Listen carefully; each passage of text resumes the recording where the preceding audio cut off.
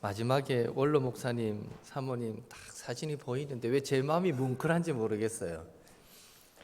정말 지금도 늘 매일매일 두 분이서 예배하시면서 매일 예배를 드리신다는데 하시면서 늘 교회를 위해서 기도하신답니다. 얼마나 고마운지 모르겠어요. 하여튼 생각날 때마다 우리 이름 부르면서 우리 교회를 위해서 기도해 주시는데 진짜 우리의 영적인 아버지시다 이런 생각이 듭니다. 우리도 기도할 때 원로 목사님 이 가정 늘 건강하도록 튼튼히 기도 많이 해주시면 고맙겠습니다.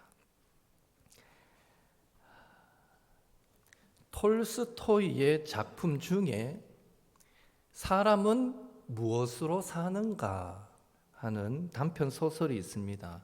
이 소설은 짧은 이 세 개의 이야기가 연결되어서 하나로 구성되어 있는데 그 중에 보면 한 구두장이의 집에 어느 날 대단한 귀족 한 사람이 찾아와서는 아주 값비싼 이 독일산 가죽을 내어놓고 장화를 만들어 달라고 합니다. 조건이 있습니다. 장화를 만드는데 그것을 신었을 때 1년 동안 헤어지지 않으면 10루블을 주고 만약에 1년 안에 어디가 타지거나 뜯어지거나 헤어지면 그때는 당신을 감옥에 쳐넣겠다. 그래도 만들겠느냐? 이 10루블이 작은 돈이 아니거든요. 그래서 이 구두장이는 만들겠다라고 하고 그 건을 수락하고 발 사이즈를 재었을 때 귀족은 돌아갑니다. 그런데요, 그 이야기를 보면 잠시 후에 얼마의 시간이 흘렀는지 모르겠어요. 잠시 후에 급하게 그 귀족의 화인이 말을 타고 다시 이 신발 가게로 찾아옵니다. 무슨 일입니까?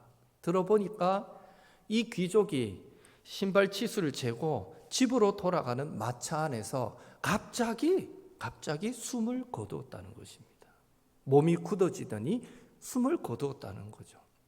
그래서 그 마님이 급하게 다시 돌아가서 장화가 아니라 장례식에 시신에 신길 슬리퍼를 만들어 와라 라고 부탁했기 때문에 제가 그 부탁을 드리러 왔습니다 라고 하는 이야기가 있습니다. 전체 이야기는 아니고요, 그 사람은 무엇으로 사는가라는 이야기 중에 한 부분입니다. 톨스토이는 이 이야기를 통해서 한 치 앞도 내다보지 못하는 연약한 존재이면서 마치 영원을 살 것처럼 생각하고 교만하게 행동하는 우리 인간의 우매함을 지적해 주고 있습니다. 오늘 우리가 읽은 다니엘서 5장에도 그런 어리석은 우매한 사람이 나오는데 바로 바벨론 마지막 왕이었던 벨사살 왕입니다.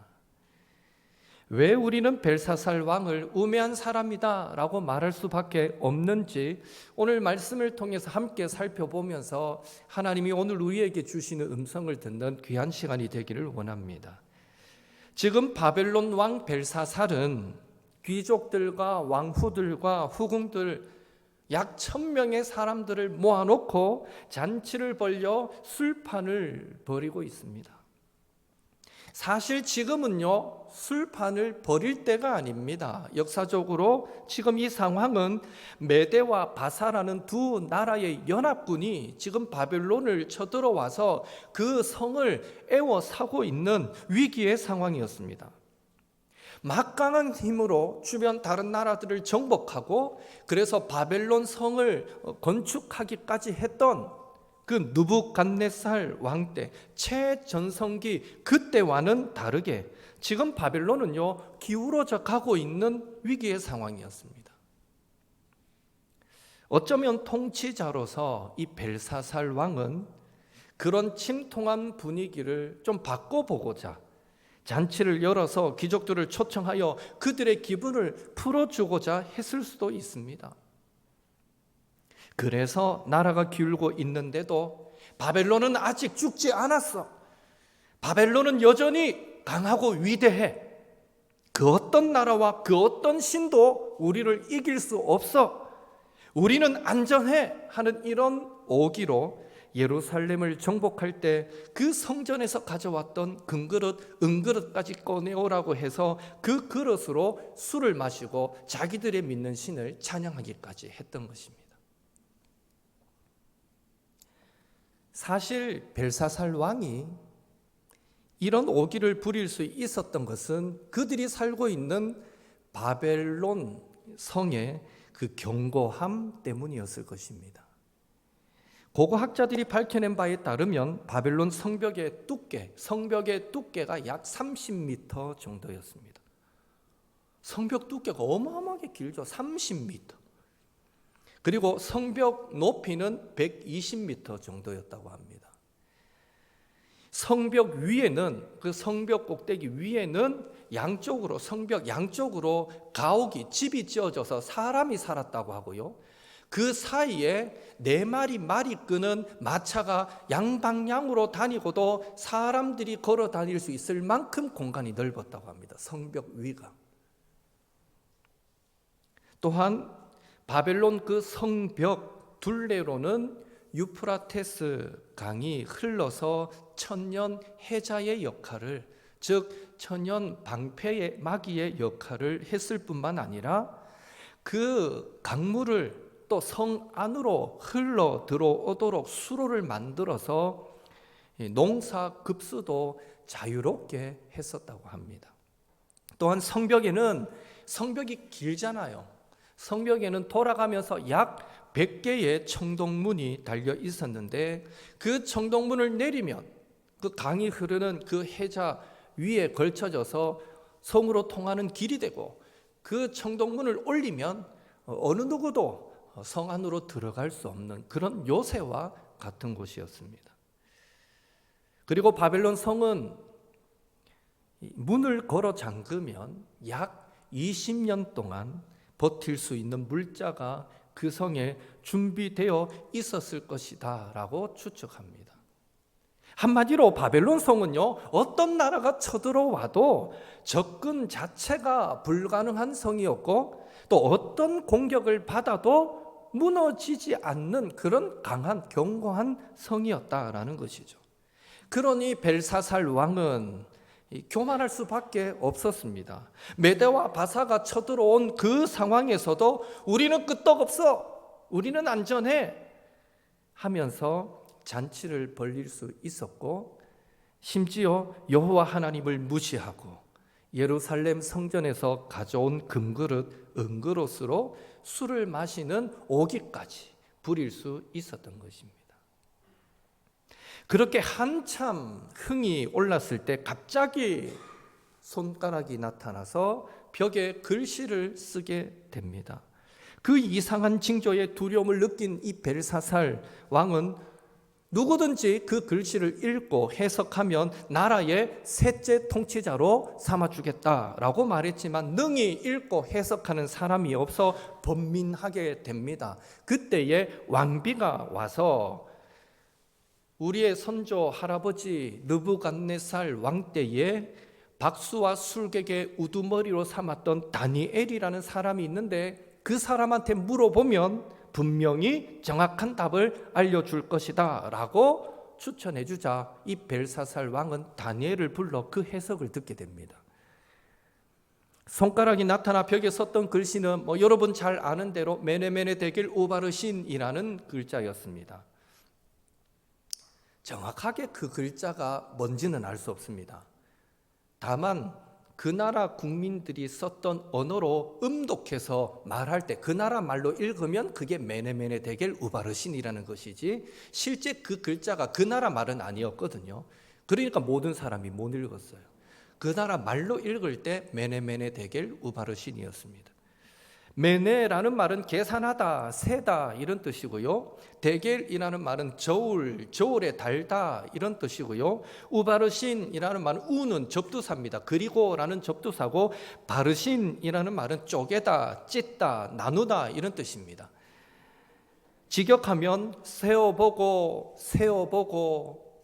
또 저울에 달아보고 그리고 쪼갠다 이런 의미죠. 결국 이 말은 하나님께서 바벨론 나라와 그 통치자인 벨사살 왕을 거듭해서 세워보니 그 기간이 끝이 났고, 심지어 하나님께서 벨사살 왕을 저울에 달아보니 그 자질이 너무 부족하고 가벼워서 결국 하나님께서 바벨론 나라를 쪼개워 메대와 바사에게 주기로 결정하셨다. 이런 의미가 되는 것입니다. 여러분, 벨사살 왕의 입장에서 이 다니엘의 해석은 좋은 징조입니까? 불길한 징조입니까? 축복의 해석입니까? 저주의 해석입니까? 당연히 왕이 곧 죽게 되고 나라가 곧 망하고 둘로 쪼개어지게 된다라는 해석이기에 나쁜 징조이고 저주의 해석입니다. 그렇다면 만약에 여러분이 벨사살 왕이라면 그런 해석을 들었을 때에 그 다음으로 어떻게 반응하시겠습니까? 저 같으면 이 왕에 묻는 것 한 번 더 묻겠습니다. 그렇다면 내가 어떻게 해야 이 위기를 극복할 수 있겠느냐? 지금이라도 네가 믿는 그 하나님의 마음을 돌이킬 수 있겠느냐? 한 번 더 물을 것 같습니다. 그런데 벨사살 왕의 반응은 달랐습니다. 처음에 손가락이 나타나 벽에 글씨를 쓸 때만 해도요, 6절에 보면 번민하여서 얼굴색이 변했다라고 되어 있고요, 또 다리가 녹는 듯 했다. 다르게 표현하면 다리에 힘이 풀려서 막 주저앉고 싶을 만큼 막 힘이 풀렸다. 그리고 얼마나 두려워 벌벌 떨었으면 가만히 서 있는데도 두 무릎이 서로 부딪힐 정도로 벌벌 떨었다라고 되어 있습니다. 그런데요, 그렇게 떨던 이 벨사살 왕이 다니엘의 해석을 들으면 더 떨어야 되는데, 그게 당연할 것 같은데 웬걸 곧 왕이 죽고 바벨론 나라가 두 개로 쪼개어지게 된다라는 다니엘의 해석을 듣고는 오히려 두려워하지 않습니다. 마치 에이 별거 아니었네 하는 식으로 아무 일도 없었던 것처럼 약속대로 다니엘을 바벨론의 셋째 통치자로 삼고는 그 잔치를 마무리해버립니다. 어떻게 벨사살 왕은 그럴 수 있었을까요? 그것은요, 벨사살 왕에게는 견고한 바벨론 성이라는 믿는 구석이 있었기 때문입니다. 그래서 벨사살 왕은 다니엘의 해석이 불길하기는 했지만 아마 이렇게 생각했을 것입니다. 에이, 말도 안 돼. 어떻게 바벨론 성이 침략당해? 바벨론이 어떻게 무너진단 말이야? 그런 의미에서 어쩌면 벨사살 왕은 다니엘의 해석이 자기 마음에 들어서 그를 셋째 통치자로 삼은 것이 아니라 그 해석을 들어보니까 믿는 구석이 있거든요. 그래서 자신에게 큰 위협이 되지 않겠다라는 생각에 기분 좋게 다니엘을 셋째 통치자로 삼아 주었던 것입니다. 그러나 결국 읽지는 않았지만 30절에 보면 그날 밤에 다니엘의 해석처럼 벨사살 왕은 죽임을 당하게 됩니다. 그날 밤이었습니다. 그날 밤. 여러분, 하룻밤에 또 어떻게 이런 일이 가능했겠습니까? 이와 관련하여서 5세기에 살았던 그리스의 역사가 헤로도투스와 크세노폰이라는 이 두 사람이 쓴 그 역사책에 이 바벨론 멸망에 대한 아주 상세한 기록이 나와 있습니다. 그 기록에 의하면 잔치가 한창일 때에 밤에 막 성전에서 가온 그릇까지 꺼내가 술을 마시고 한창 잔치가 벌어질 때에 그 밖에서 이 메대와 바사의 연합군이 도성 안으로 흐르는 그 성벽을 돌고 있는 그 유프라테스 강물의 상류까지 가서 그 강물을 막아 그 다른 곳으로 흐르게 하여서 강물의 수위를 낮추게 됩니다. 그러니까 자연스럽게 수위가 낮아지면서 그 성 안으로 물이 흐르던 수로가 드러나게 되었고, 이 연합군 군사들이 그 수로로 들어가서 이 바벨론 성을 정복하게 됩니다. 그리고 벨사살 왕의 아버지였던 나보니두스라는 이 왕이 통치하던 시절에 한 번은 이 전장에서 함께 누비던 고위직의 고브리아스라는 신하와 함께 사냥 대회에 참석한 적이 있습니다.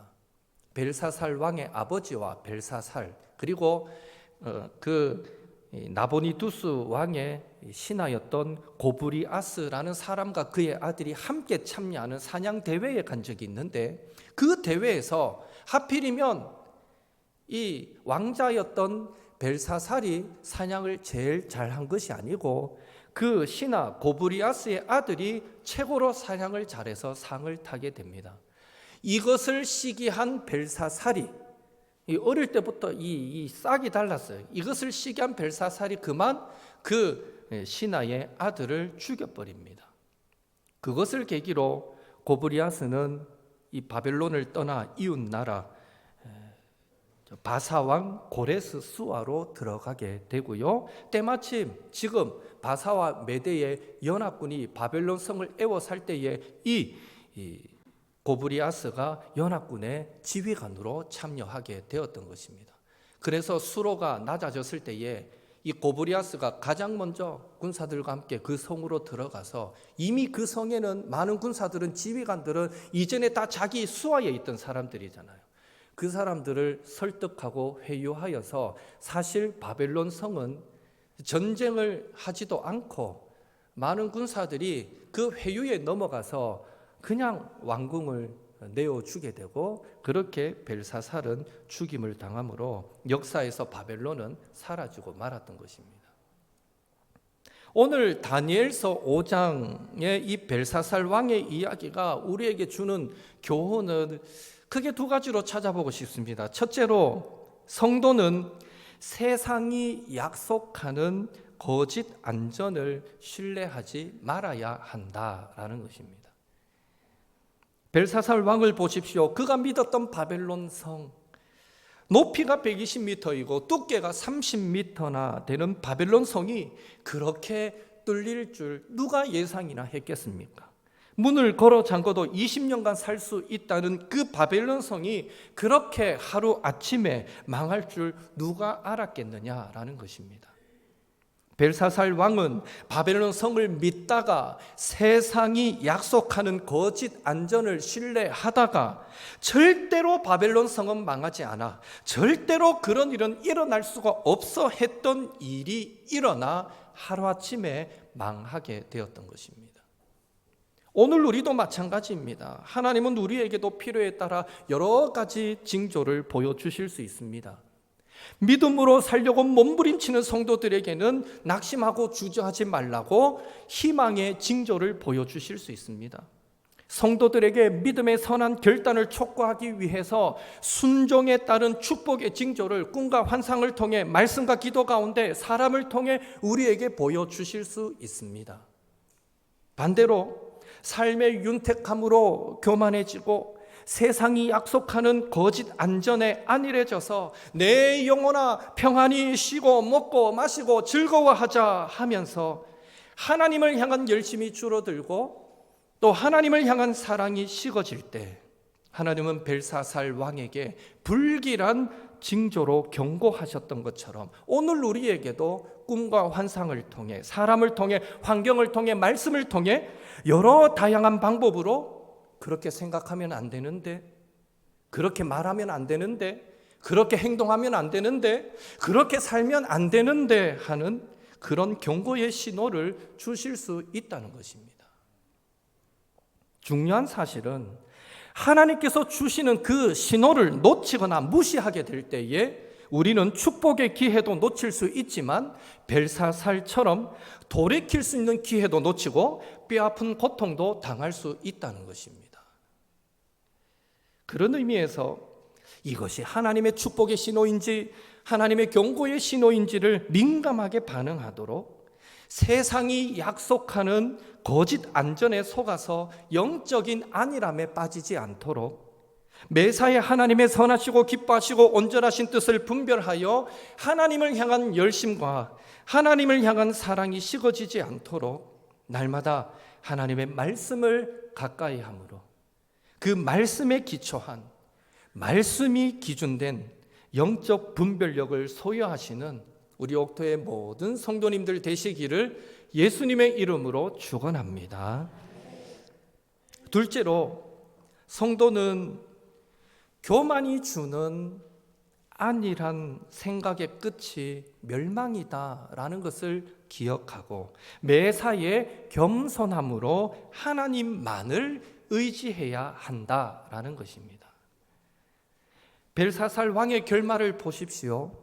손가락이 나타나 벽에 글씨를 쓰는 그 불길한 징조가 왕과 바벨론이 멸망하게 된다라는 하나님의 이 심판의 경고였다라는 해석을 다니엘을 통해서 들었음에도 불구하고 느부갓네살처럼 돌이켜 회개하고 하나님께 영광을 돌리지 않고 오히려 하나님의 경고를 무시하다가 그날 밤에 바벨론은 멸망하고 벨사살은 죽임을 당하고 말았던 것입니다. 여러분, 느부갓네살 왕과 벨사살 왕의 차이가 무엇일까요? 느부갓네살 왕은 교만으로 하나님의 심판을 받아서 한때 왕위에서 쫓겨나고 4장에 나와 있습니다. 다니엘서 4장에 왕위에서 밀려나 마치 들판에서 소처럼 풀을 뜯어먹고 살면서 여러 해를 고생하였지만 결국 하나님의 주권을 인정하고 하나님께 영광 돌리며 다시 왕의 자리를 회복하였던 반면에 벨사살 왕은 BC 560년경부터 왕정에 참여하였다라는 기록이 있는데 그러했기 때문에 그는 그의 할아버지 느부갓네살 왕이 말년에 어떤 과정을 통해서 하나님의 주권을 인정하게 되었는지를 그 모든 일련의 사건들을 충분히 알았음에도 불구하고 하나님께 순복하는 법을 배우는 대신에 교만하여서 우상 숭배를 했을 뿐만 아니라 하나님을 모독하기 위해 성전 기구를 사용하여 술을 마심으로 하나님을 대적하고 자신을 높임으로 결국 하나님의 심판을 받아 멸망하고 말았던 것입니다. 성경에 보면 벨사살 왕처럼 하나님의 말씀을 무시하고 하나님을 대적하다가 스스로 교만하여 높아졌다가 나락으로 떨어졌던 사람들이 여러 명 소개되고 있습니다. 출애굽 당시에 바로 왕이 그랬습니다. 자신을 신격화하면서 하나님의 말씀을 무시하고 하나님을 대적했다가 10가지 재앙으로 엄청난 고통을 당해야만 했습니다. 에스더서에 나오는 하만이 그랬습니다. 그는 믿음의 사람 모르드게뿐 아니라 이스라엘 사람들의 씨를 말리려고 하다가 오히려 모르드게를 달아 죽이려고 만들었던 그 장대에 자신이 달려 죽는 하나님의 심판을 받고 말았습니다. 사도행전 12장에 나오는 초대교회의 그 헤롯 왕이 그랬습니다. 그는 백성들이 자신의 연설을 듣고 신의 소리요 사람의 소리가 아니다라고 할 때에 하나님께 영광 돌리지 않자 주의 사자가 그를 쳐서 벌레에게 먹혀 죽는 심판을 받고 말았습니다. 사도행전 12장에 그런 내용이 나옵니다. 이렇듯 하나님은 교만하여서 자신을 높이는 자를 하나님을 대적하는 자로 여겨서 그들의 최후를 결코 좋지 않게 하시는 것입니다. 오늘날에도 하나님은 교만하여 스스로 높아진 자들을 낮추시고 그들의 최후가 좋지 않도록 역사하신다는 것을 우리는 기억해야 합니다. 무엇이 하나님 앞에서의 교만이고 무엇이 하나님 앞에서 스스로 높아진 것일까요? 나를 떠나서는 너희가 아무것도 할 수 없느니라. 그 예수님의 말씀을 알면서도 매사에 주님과 동행하지 않고 주님을 의지하지 않는 것, 그것이 곧 나는 하나님 없이도 은혜 없이도 잘 살 수 있어 하는 하나님 앞에서의 교만입니다. 기도 외에는 이런 종류가 이런 능력이 나갈 수 없느니라. 구하라 주겠다, 찾으라 찾게 하겠다, 두드리라 열리게 만들어 주겠다라는 그 예수님의 말씀을 알면서도 기도하기를 쉬는 죄를 범하는 것, 그것이 곧 나는 기도 없이도 내 경험과 지식만으로도 충분히 잘할 수 있어 하는 하나님 앞에서의 교만입니다. 하나님의 말씀은 살아있고 성경은 교훈과 책망과 바르게 함과 의로 교육하기에 유익하여서 하나님의 사람을 온전하게 하며 모든 선을 행할 능력을 갖추게 하는 것이 성경인데, 그 바울의 겉면을 잘 알면서도 말씀을 읽지 않고 배우지 않는 것, 그것이 곧 나는 충분히 온전하고 충분히 선한 일을 분별하여 행할 수 있어 하는 하나님 앞에서의 교만입니다. 우리가 우리에게 죄 지은 자를 사하여 준 것 같이 우리 죄를 사하여 주옵시고 라는 예수님의 기도와 70번씩 7번이라도 용서할지니라 라는 예수님의 그 가르침을 알면서도 용서하지 못하는 것, 그것이 곧 나는 용서받을 것이 없는 의로운 자야 라고 말하는 하나님 앞에서의 교만입니다. 내가 너희를 사랑한 것 같이 너희도 서로 사랑하라. 너희가 서로 사랑하면 이로써 모든 사람이 너희가 내 제자인 줄 알리라.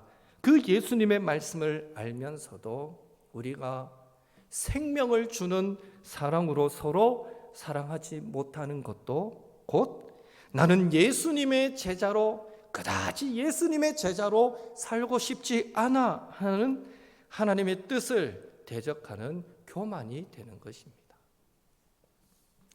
여러분, 다니엘과 벨사살의 이 차이가 무엇인지 아십니까? 벨사살은 박수와 술객들의 지혜가 진리인 줄 알고 위기의 순간마다 술객들을 불렀지만, 다니엘은 하나님의 말씀이 진리인 줄 알고 위기의 순간마다 하나님을 의지했습니다. 벨사살은 느부갓네살 말년에 어떻게 하나님을 경외하게 되었는지 보고 들어서 알면서도 교만해져서 하나님께 영광 돌리지 않고 우상 숭배하고 신성 모독하는 죄를 범했지만, 다니엘은 어린 시절 포로로 끌려왔던 그 이방인의 땅에서 온갖 우상 숭배를 보고 듣고 강요받으면서도 그 어떤 누구 앞에서도 자신이 믿는 하나님을 부인하지 않고 그 하나님을 지극히 높으신 하나님이다 라고 고백하면서 오직 하나님께만 영광 돌리고 하나님의 종으로 담대히 말씀을 전했습니다. 벨사살은 자기가 부모로부터 물려받은 그 권력과 부와 재물을 자기 욕망을 위해 사용했지만, 다니엘은 자신이 하나님께로부터 받은 그 은사를 자기를 위해 사용하지 않고 하나님의 영광을 드러내는 일에 사용했으며, 또 그 은사로 재물을 탐내지도 않았습니다. 오늘 셋째 통치자로 삼아주겠다 했을 때 다 필요 없습니다. 그런 거 안 주셔도 됩니다. 저는 그저 하나님의 뜻만을 전해드리겠습니다 라고 고백하거든요. 벨사살은 하나님 앞에 교만하고 사람들 앞에 권세를 부렸으나, 다니엘은 하나님 앞에 겸손하고 세상 권세 앞에서는 당당하였습니다. 바로 이런 다니엘의 모습이 모든 순간에, 특별히 누구라도 절망할 수밖에 없는 최악의 상황에서도 하나님만 의지하며 살아갔던 겸손한 신앙인의 모습인 것입니다. 여러분, 하나님께서 다니엘에게 지혜도 주시고 총명도 주시고 특별히 꿈을 해석할 수 있는 그런 은사까지 주셨다고 다니엘이 꿈만 들으면 막 척척 그렇게 막 해석이 되었을 것 같습니까? 그렇지 않습니다. 다니엘서 2장에 보면 느부갓네살 왕이 꿈에 큰 신상과 한 돌이 그것을 깨어 부수는 꿈을 꾸게 되고, 박수와 술객들을 불러서 자기가 무슨 꿈을 꿨는지 말도 해주지 않고 내가 꿨던 꿈과 그 해석을 나에게 말하라. 그렇지 않으면 너희들 다 죽여버리겠다라고 말했을 때에 모든 박수와 술객들이 이제 우리는 죽었다. 아마 우리 죽이려고 작정하고 저러시는 갑다 하고 절망하고 있을 그때 다니엘이 어떻게 반응했는지 아십니까? 그 왕에게 일정 시간을 구한 뒤에 새 친구들과 함께 하나님 앞에 작정하고 기도하게 됩니다. 그랬을 때에 하나님께서 다니엘에게 느부갓네살 왕이 꾸었던 꿈을 보여주셨고, 그 꿈의 해석도 하나님께서 허락해 주셨던 것입니다. 그 내용을 참고할 때에 그 이후로도 다니엘은 매사에 겸손하게 하나님께 기도하면서 은혜를 구했고, 그럴 때마다 하나님께서 다니엘에게 하나님의 영을 부으셔서 지혜와 명철이 누구보다 뛰어나게 만들어 주심으로써 바벨론 사람들에게 인정받는 그런 지혜의 사람이 되어 하나님을 높일 수 있었던 것입니다. 그런 의미에서 하나님의 은혜는 가만히 있는데 저절로 주어지는 것이 아니라 한 번 받은 그 구원의 은혜를 잃어버리지 않으려고 계속해서 지켜가려고 날마다 구하고 찾고 두드리는 자에게 부어지는 것이 하나님의 계속되는 은혜다라는 사실을 우리는 기억해야 합니다. 오늘 우리도 이 땅을 살아갈 때 두 가지 선택권이 있습니다. 다니엘처럼 매사에 겸손하게 하나님만 의지하여 기도하면서 하나님의 은혜를 구함으로 하나님의 영으로 충만한 지혜로운 사람이 되어 하나님의 뜻을 이루고 또 하나님께 영광 돌리며 살아갈 수 있습니다. 또 하나는 벨사살처럼 교만하여 영적인 안일함에 빠져서 때로는 들려주시는 하나님의 말씀까지 무시하면서 그 마지막이 좋지 않은 길을 걸어갈 수도 있습니다. 저와 여러분은 어떤 삶을 살기를 원하십니까? 바라기는 우리의 미래를 잘 준비하는 가장 확실한 방법은 매사에 겸손하게 하나님만 경외하고 의지하면서 하나님의 영으로 충만하여 하나님께서 부어주시는 지혜와 총명으로 살아가는 것이다 라는 것을 기억하시고, 다니엘처럼 매사에 마음을 다하여 하나님을 의지하고 자신의 명철을 의지하지 않으며 범사에 하나님을 인정하여 기도함으로 우리의 길을 지도하시고 우리의 미래를 아름답게 준비하시고 이끌어 주시는 그 하나님의 풍성한 은혜를 누리시는 옥토의 모든 성도님들 되시기를 예수님의 이름으로 축원합니다. 함께 기도하겠습니다. 세상이 약속하는 거짓 안전에 속아 영적 안일함에 빠져서 하나님을 향한 열심과 사랑이 식어지지 않게 하소서. 성경에 기초한 영적 분별력을 소유하여 매사에 하나님의 신호에 민감하게 반응하고 그 선하신 뜻에 순복하며 살게 하소서. 교만이 주는 안일한 생각의 끝이 멸망임을 기억하고 다니엘처럼 범사에 겸손함으로 하나님만 인정하고 의지하여 기도함으로 성령으로 충만하고 하나님의 지혜와 명철로 충만하고 하나님께서 우리의 인생길을 지도하시고 이끄시는 복된 삶도 살게 하옵소서. 하나님, 나에게 이런 은혜 주옵소서. 우리 사모함으로 또 어버이 주일인데 우리 교회 어르신들 늘 영육의 강건함으로 함께 하옵소서. 우리 함께 합심해서 통성으로 기도하겠습니다.